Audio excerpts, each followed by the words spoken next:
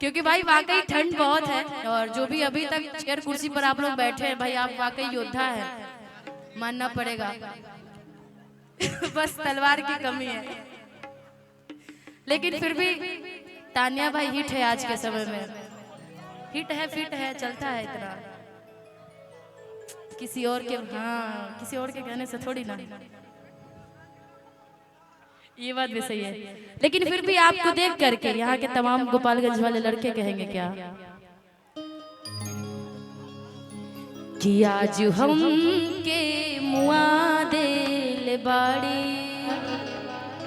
कि दुख से पर्दा हटा दिल बाड़ी कि आज अच्छा कटी दिन बुझाता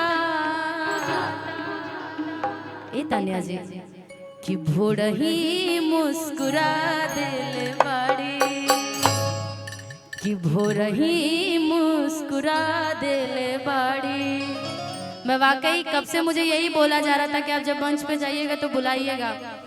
देखिए आपको बगल में आ रहे हैं चाचा जी केक काटने के लिए, क्योंकि अभी तक केक कटी नहीं है। हमेशा 7:30-8 बजे केक कटता है। बाप रे, अभी 8 नहीं बजा है, लग रहा है जैसे कि रात का 2 बज रहा हो, सुबह का 3 बज रहा हो। बताओ अभी 8 भी नहीं बजा है। हाँ, अब केक कटेगी आप सबके बीच में, तब बटेगी, तब तक के लिए कि आज हम के मुआ दिल बाड़ी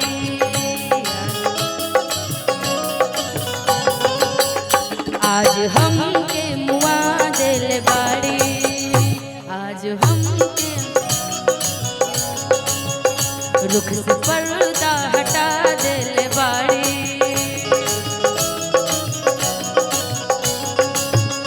आज अच्छा कटी दिन बुझाता भोर ही मुस्कुरा दिल बाड़ी भोर ही मुस्कुरा दिल बाड़ी।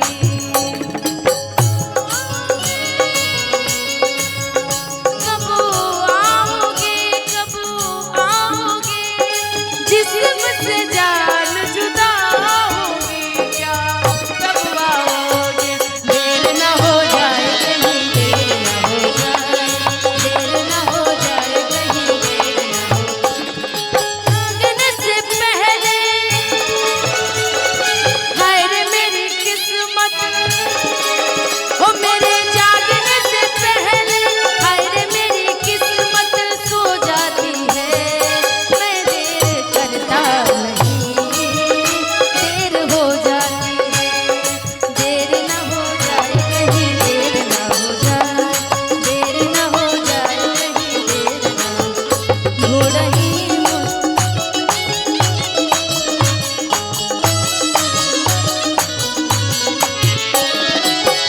मैं कदाच जाए कि नहीं खे।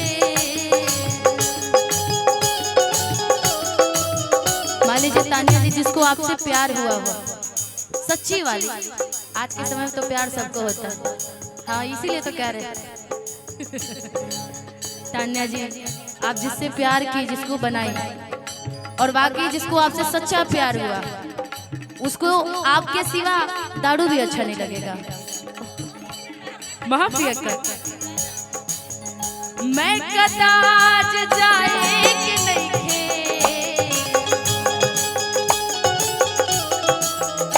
मैं कदाच जाए कि नहीं खे,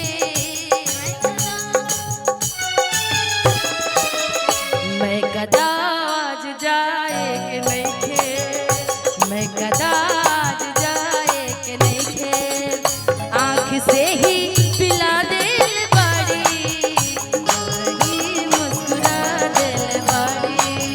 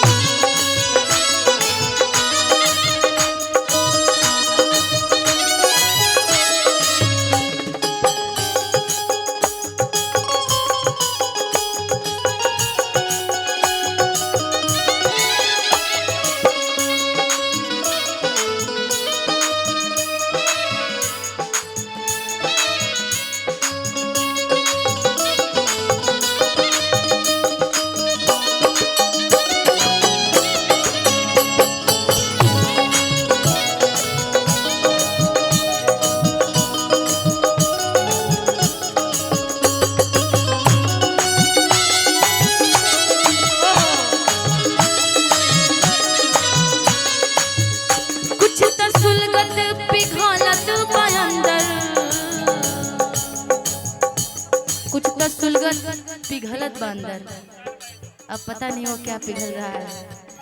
कुछ तो सुलगत पिघलत बंदर,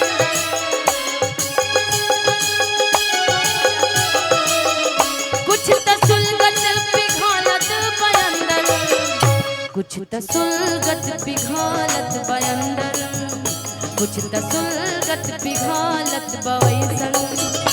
आँख से ही पिया दिल बाड़ी, ही मुस्कुरा दिल बाड़ी, हो रही मुस्कुरा दिल बाड़ी।